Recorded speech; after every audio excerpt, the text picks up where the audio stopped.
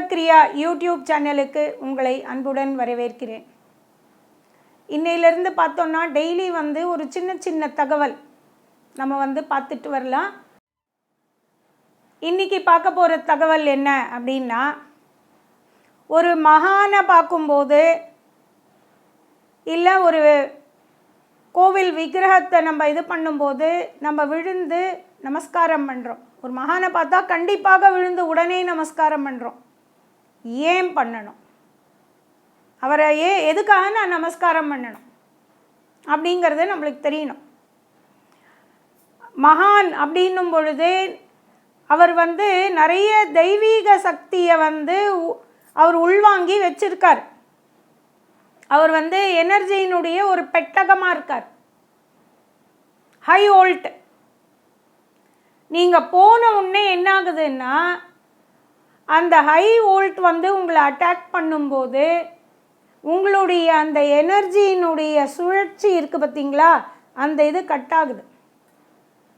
அவருடைய eye contact இருக்கிற வரைக்கும் பார்த்தீங்கன்னா அது கட் பண்ணி விட்டுரும்.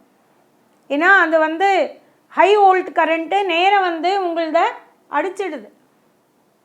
அப்போது திருப்பி அந்த சுழற்சியை நம்ம கொண்டு வரணும் அப்படின்னாக்கா உடனே என்ன பண்ணோம், இங்கே வரையில் அட்டாக் ஆகி இதுக்கு மேலே ஃபுல்லாக உங்களது ஜாம் ஆகிடுச்சு அப்படின்னும் பொழுது உங்களுக்கு கால் பகுதியில் இருக்குது.